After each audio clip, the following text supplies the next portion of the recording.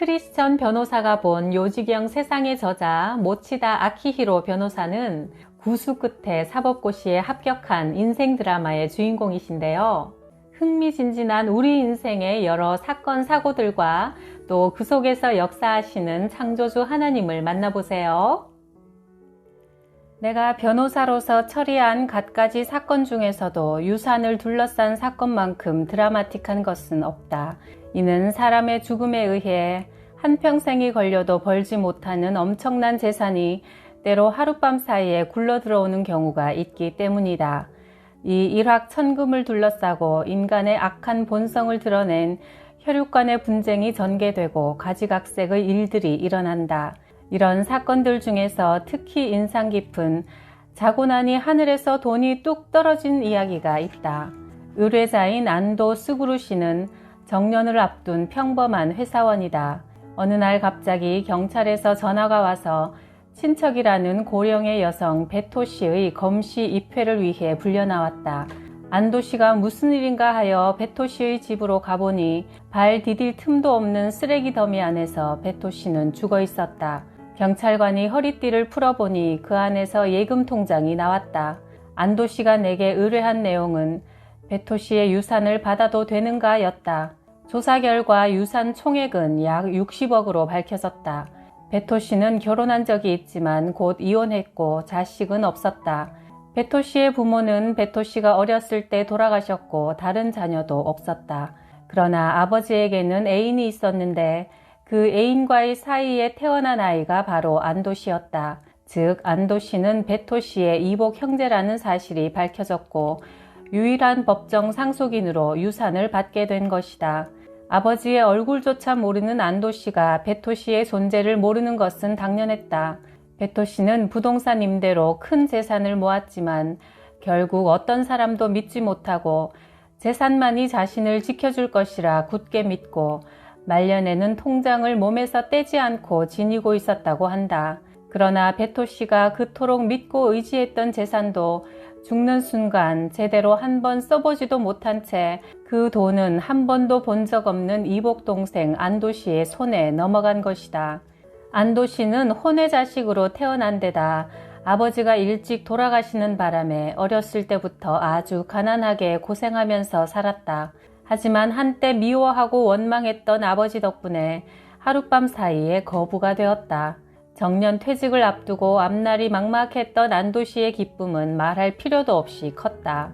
물론 안도 씨처럼 한순간에 벼락부자가 되는 것은 누구에게나 일어나는 일은 아니다. 그러나 희망이 있는 복된 인생을 누리는 것은 누구나 가능하다. 왜냐하면 나와 당신이 부유한 자가 되도록 기꺼이 자신을 버려 가난하게 되신 분이 계시기 때문이다. 예수 그리스도는 하늘에서 누리던 하나님의 영광을 버리고 인간의 모습이 되어 십자가 위에서 죽는 고난의 인생을 걸어가셨다. 그것은 우리의 죄를 없애고 하나님과의 관계를 회복시켜 우리가 잃어버린 축복을 되찾아 주시기 위한 것이었다. 이것은 베토 씨가 남긴 60억 유산과 비교할 수 없는 영원한 재산이다. 우리가 할 일은 그것을 받아들이는 것뿐이다. 당신은 이미 이 엄청난 선물을 받았는가? 만일 아직 못 받았다면 지금 바로 받기 바란다. 그 복은 누구에게나 열려 있으니까 말이다. 우리 주 예수 그리스도는 부유하신 분이나 너희를 위하여 가난하게 되심은 그의 가난으로 너희를 부유하게 하시려는 것이라. 고린도후서 8장 9절 말씀. 나는 일본 시네마현 나츠에시에서 태어나 자랐다. 우리 집은 독실한 불교 신자 집안으로 매일 불단과 각 방의 제단에 합장하고 기도하는 습관이 있었다. 나는 어렸을 때부터 공부하기를 싫어해 성적은 항상 하위권이었다. 부모님과 선생님이 좀 더 열심히 공부하라고 권했지만 내가 공부하지 않은 것은 나름의 이유가 있었다. 공부해서 대학에 들어가고 대기업에 취직하고 대단한 사람이 된들 결국 뭐가 남을 것인가? 죽으면 다 의미 없어질 일인데 왜 굳이 노력해야 하는가?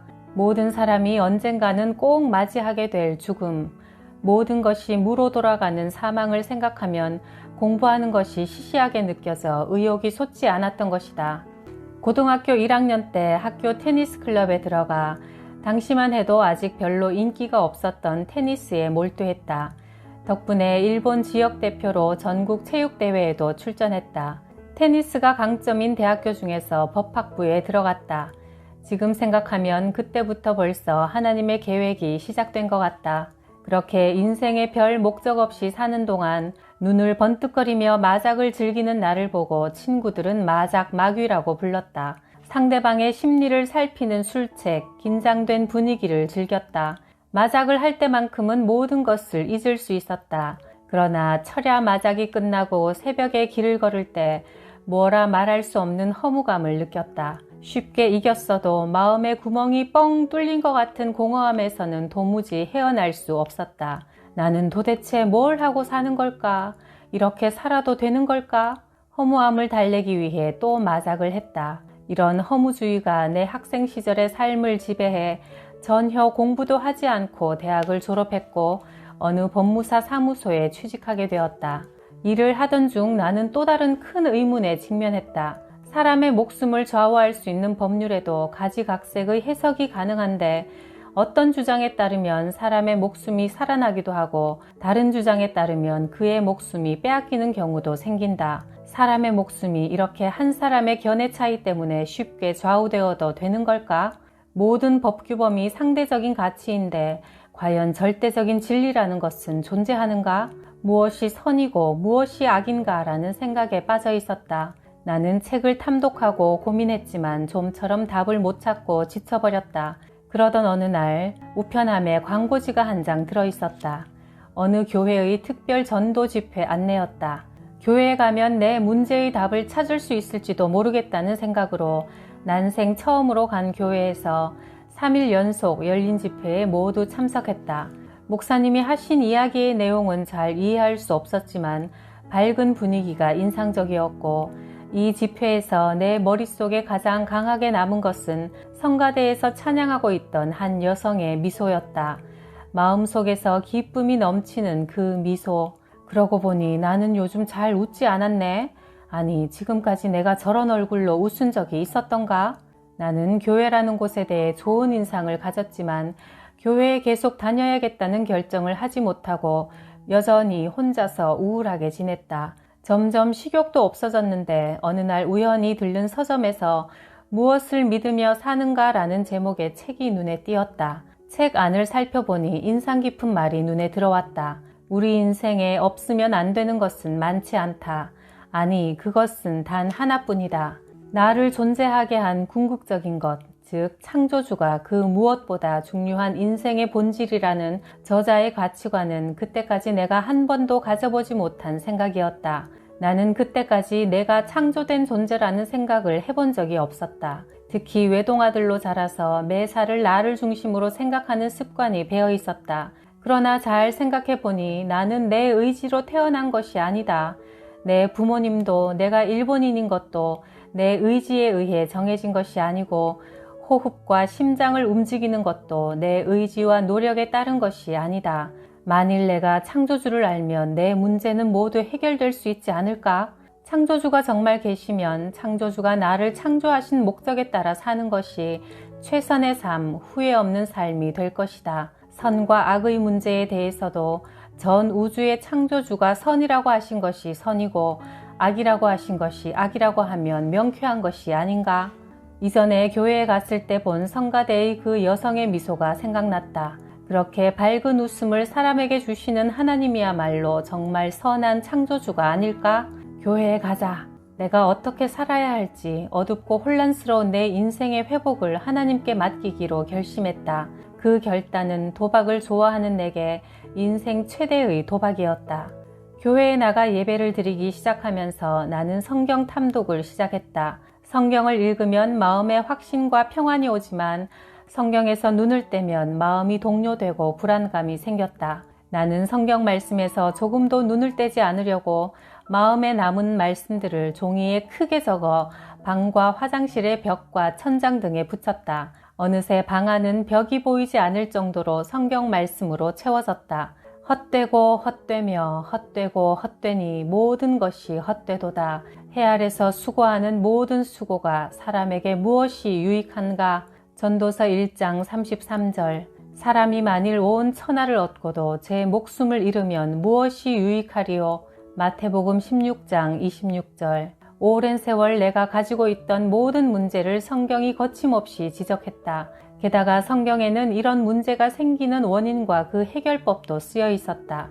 너는 청년의 때 너의 창조주를 기억하라. 곧 곤고한 날이 이르기 전에 나는 아무 낙이 없다고 할 해들이 가깝기 전에. 전도서 12장 1절.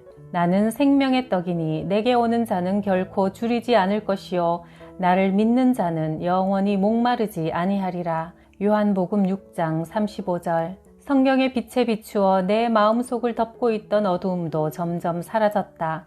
하나님이셨던 예수 그리스도가 사람이 되시고 십자가 위에서 피 흘리신 것은 바로 나 모치다 아키히로의 죄를 용서하기 위해 모치다 아키히로 대신 하나님의 벌을 받으신 것이었다.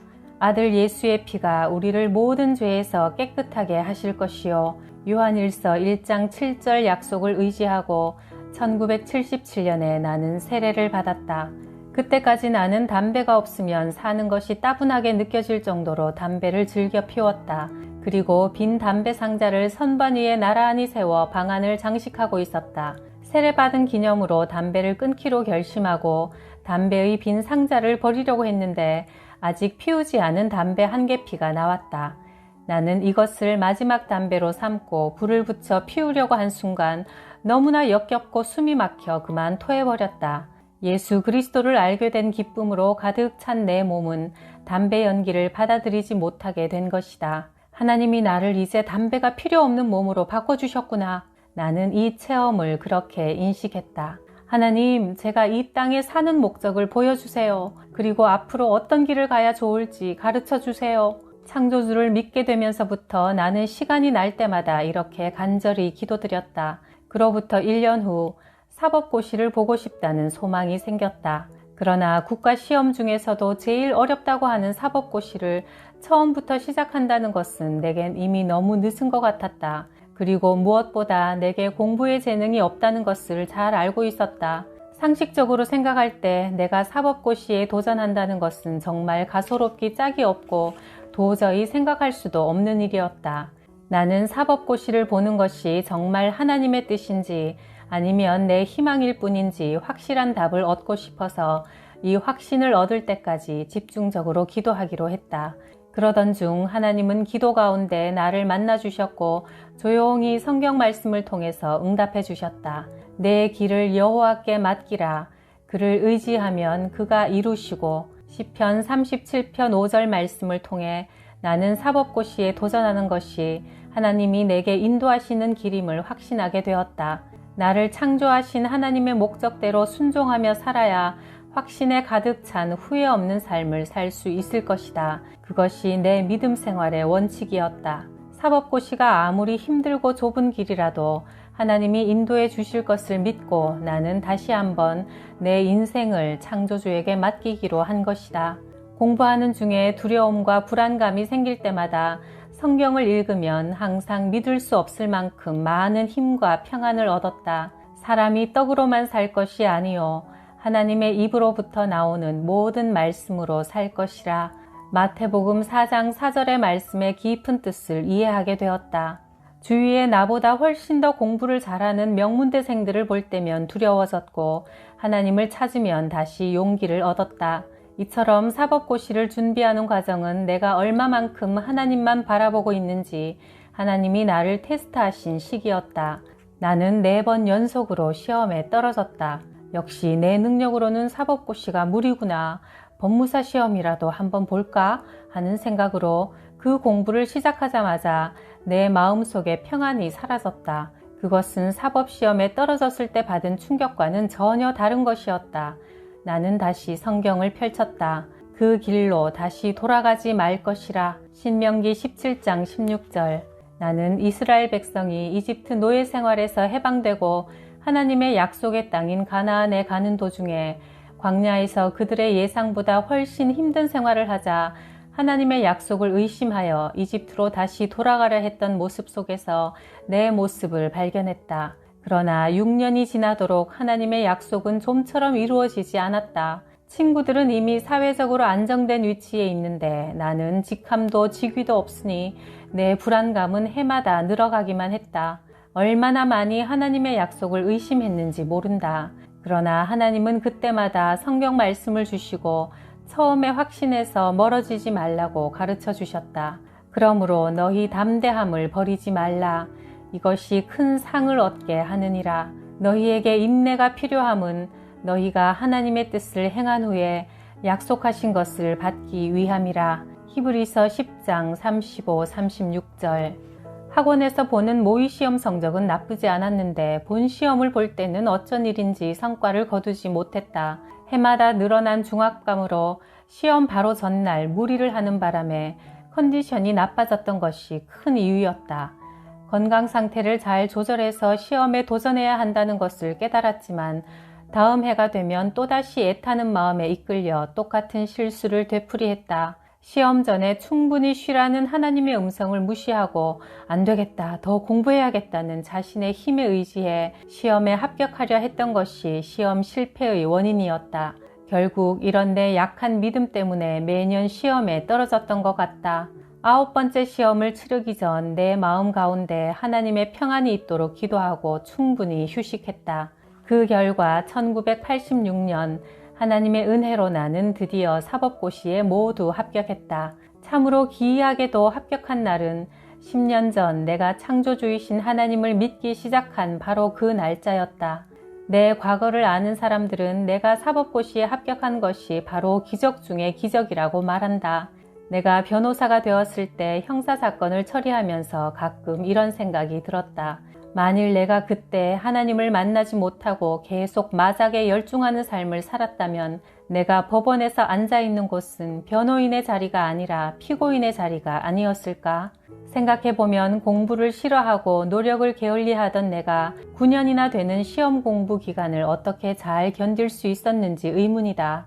믿기지 않는 일이지만 어느새 나는 공부를 매우 좋아하고 노력하는 사람으로 변해 있었다. 창조주이신 하나님은 나와 같이 멸시받는 자, 보잘것없는 자를 구원해 주시고 나를 완전히 새로운 피조물로 만들어 주신 것이다. 내가 광야에 있었던 9년의 세월은 내 인생에 있어 꼭 필요한 귀한 훈련의 기간이었다. 인간은 창조된 존재다. 창조된 이상 꼭 목적이 있다. 그렇다면 창조하신 분의 음성을 들어야 한다. 그것이 내가 크리스천이 된 동기다. 나는 그 음성에 따라 사법고시의 길을 걸었다. 그리고 기적적으로 변호사가 될 수 있었다. 의뢰자인 타카다시는 일본 고베에서 아버지 소유의 저택에서 부모와 살고 있었다. 여동생 둘은 이미 결혼했다. 아버지는 자택 외에도 몇 개의 부동산과 주식을 소유하고 있었는데 아버지와 어머니가 다 돌아가시자마자 형제 사이에 분쟁이 일어나 결국 장례도 따로따로 치러졌다. 그 후 동생들은 타카다시를 상대로 부모님의 유산 분할 조정 소송을 제기했다. 아버지는 욕창이 생겨서 참혹한 상태에서 돌아가셨습니다. 어머니는 인스턴트 식품만 드셨고 항상 울고 계셨습니다. 오빠의 학대로 부모님은 돌아가신 겁니다. 여동생들의 주장에 타카다시는 불같이 화를 내며 응수했다. 동생들이 항상 염치도 없이 돈을 달라고 오니까 아버지는 늘 괴로워하셨습니다. 이렇게 서로 심하게 비방하다가 동생 한 명이 재판소 건물에서 뛰어내리려고 자살을 기도해서 난리가 나기도 했다. 유산 분할에 관해서 타카다시가 부모를 모시고 살았던 대가로 유산 전체의 80%를 차지하는 고베에 있는 주택을 갖고 싶다고 주장하자 동생들은 3등분으로 나눠야 한다고 반론했다. 타카다시의 주장이 법적으로 무리가 있어 조정의원도 열심히 설득했지만 타카다시는 완강하게 조금도 양보하지 않았다. 조정은 자꾸 길어져 6년의 세월이 흘렀다. 그러다가 그만 한신 대지진이 고베를 덮쳤다. 동생들이 지켜보는 가운데 무너진 저택의 기와조각 더미에서 그랜드 피아노에 깔린 타카다시의 시체가 발견되었다. 오랜 분쟁 사건의 극적인 결말이었다. 마침내 조정은 그 저택 대지의 일부를 매각하는 것으로 쉽게 매듭을 지었다. 나는 타카다시가 고베의 저택에 대해 그토록 욕심을 부리지 않았다면 다른 결말이 되지 않았을까 하는 아쉬운 생각이 든다.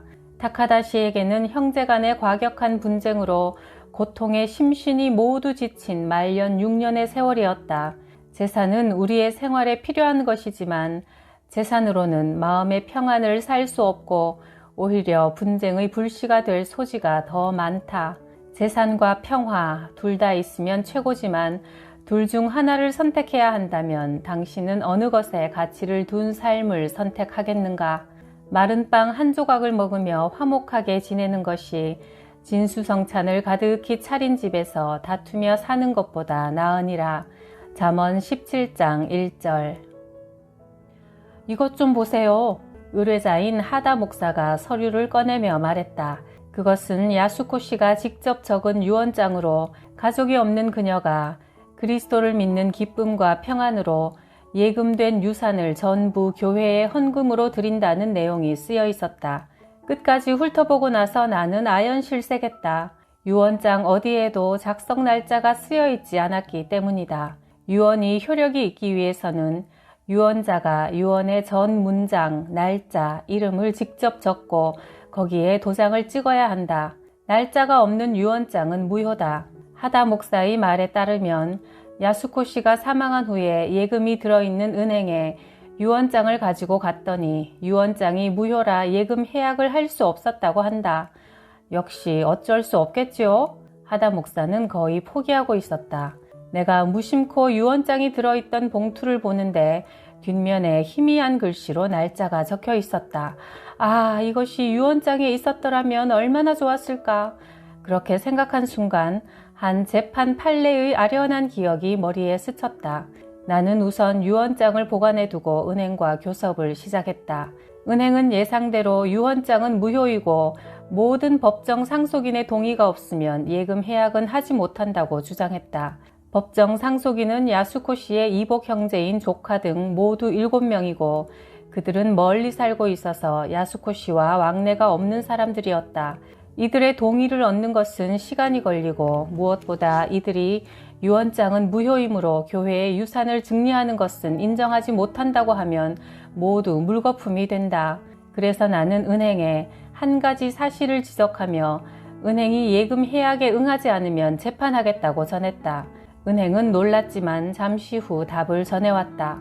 고문 변호사와 상담 결과 이번 건에 대해서는 예금 해약에 응하기로 했습니다. 내가 은행에 지적한 한 가지 사실이란 봉투에 날짜를 적은 경우에도 유언장으로서 유효하다는 것을 인정했던 과거의 재판 판례였다. 약 50년 전 있었던 후쿠오카 고등재판소의 판결이었지만 아무리 오래된 것이라도 권위 있는 재판소의 판례이므로 은행은 그것에 따라 유언장의 유효성을 인정하지 않을 수 없었던 것이다. 일본의 한 재판소의 오래된 판결마저 이런 권위가 있다면 하물며 온 우주를 창조하신 분의 권위는 얼마나 절대적인 것이겠는가. 너희도 그분 안에서 충만함을 받았으니 그리스도는 모든 통치자와 권세의 머리시라. 골로새서 2장 10절. 성경은 예수 그리스도에게 모든 만물을 다스리는 영적인 권위가 있다고 한다. 그래서 이분의 권위 밑에서 이분에게 순종하며 살 때 우리를 묶고 있는 악의 세력과 스스로 빠져나올 수 없는 결박으로부터 자유를 얻어 충만한 삶을 살 수 있게 되는 것이다.